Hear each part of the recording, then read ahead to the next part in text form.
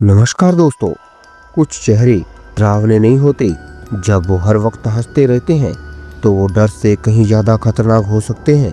ये कहानी है एक ऐसे ही आदमी की जो सिर्फ हंसता था, लेकिन उसकी हंसी लोगों की जिंदगी निकल जाती थी। उत्तर भारत के एक छोटे से पहाड़ी कस्बे रतनगढ़ में पिछले 4 महीनों में 7 लोग लापता हो चुके थे।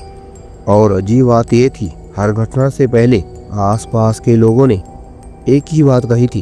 एक आदमी दिखा था सफेद कोट में और उसके चेहरे पर था एक डरावना प्लास्टिक जैसा मुस्कुराता मास्क। एक पत्रकार छानबीन के लिए वहां पहुंचता है। उसका नाम था राजीव। फोन की घंटी बजती है।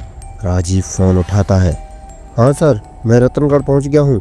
होटल में चेक इन कर लिया है। ये केस बहुत ही अजीब लग रहा है। कोई साइको लग रहा है मुझे, लेकिन कोई सबूत नहीं। संपादक जो राजीव से फोन पर बात कर रहा था, राजीव, ये स्टोरी बड़ी हो सकती है। ध्यान से काम करो और कोशिश करना किसी लोकल साइकोलॉजिस्ट से बात हो जाए।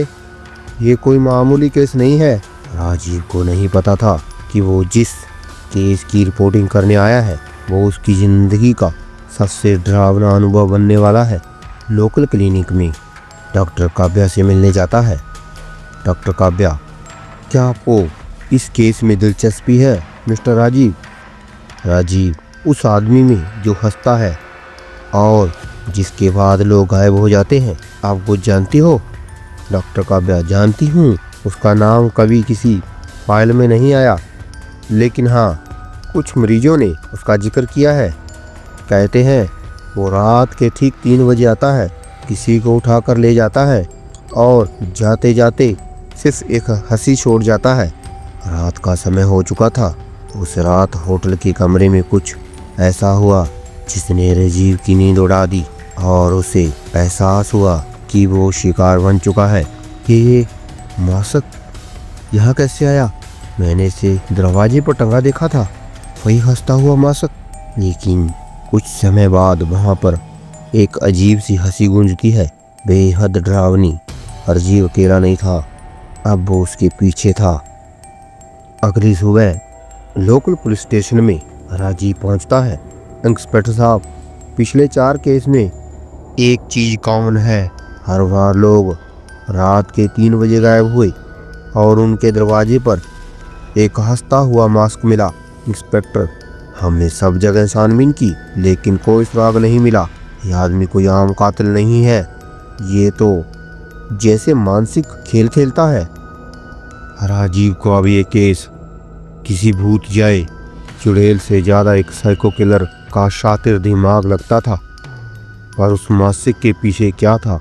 एक बच्ची डरी हुई आवाज़ में बताती है, वो हर रात आता है। उसके पास एक लाल गुड़िया होती है और वो कहता है, हंसो नहीं तो मैं तुम्हारी हंसी ले जाऊंगा।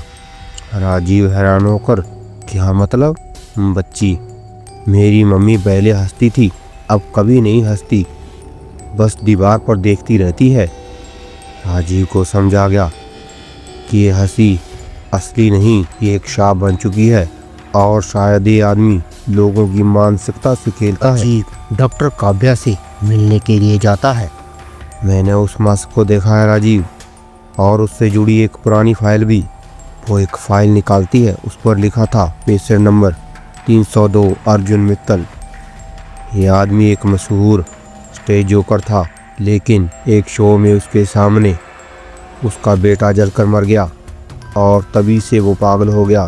बस हंसता रहता है और कहता है, अब मैं कभी नहीं रोऊंगा, बस दूसरों को हंसाता रहूँगा जब तक उसकी आत्मा हंसते हंसते टूट ना जाए। राजीव, मतलब ये कोई भूत नहीं, ये एक जीता जागता साइको है? डॉक्टर काव्या धीरे से बताती है, नहीं राजीव, अब वो सिर्फ साइको नहीं है, वो हंसी का शैतान बन चुका है। रात का समय, हल्की बिजली कड़कती है और बारिश और चीखों की आवाज़ें आने लगती हैं। राजीव उस रात होटल लौट रहा था जब उसने पहली बार उसे देखा, और वो खड़ा था स्ट्रीट लाइट के नीचे सफ़ेद कोट में और वही हंसता हुआ मास्क पहने हुए। राजीव घबरा कर पूछता है, तू कौन है?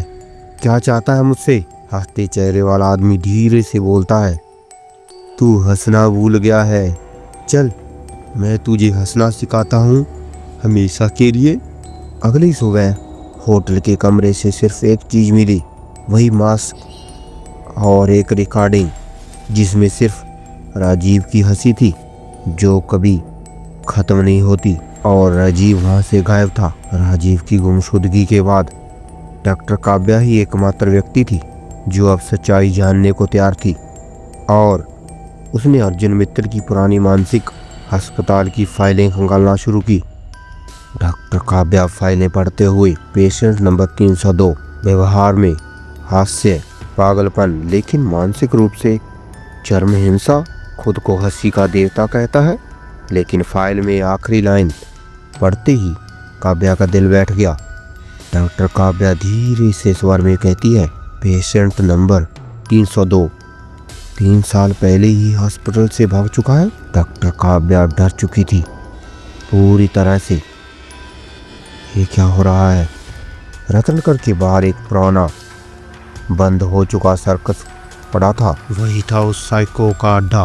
वह वहां पर जाती है और उसे आवाज लगाती है, अगर तू वाकई ही चाहता है कि लोग हंसें तो मेरी भी हंसी ले जा, लेकिन सच्चाई सामने आनी चाहिए। और वह हंसता हुआ बाहर आता है। तुम सब रोते रहते हो, इसलिए मैं सबको हंसाना चाहता हूँ, ताकि कोई और कभी दर्द महसूस ना करे, हमेशा हंसी में घुल जाए। लेकिन वो हंसी अब हंसी नहीं रही थी, अब वो चीख बन चुकी थी। डॉक्टर काव्या रिकॉर्डिंग ऑन करती है और उसकी सारी बातें रिकॉर्ड होने लगती हैं। डॉक्टर काव्या कड़े स्वर में बोलती है, तू किसी को हंसा नहीं रहा अर्जुन, तू सबको पागल कर रहा है, उसकी आत्मा कुचल रहा है। अर्जुन गुस्से में बोलता है, मुझे कोई रोक नहीं सकता, मेरी हंसी अमर है। डॉक्टर ने उसका पूरा कबूलनामा लाइव किया था और उसी रात अर्जुन मित्तल को पकड़ लिया गया। लेकिन उसकी हंसी आज भी गूंजती है उन गलियों में, उन कमरों में जहां कोई अकेला हंसते हुए रोता है। अगर आप किसी को अकेले में मुस्कुराते हुए देखें बिना किसी वजह के, तो पलट कर देख लीजिएगा, कहीं वो हंसते चेहरे वाला आदमी तो नहीं।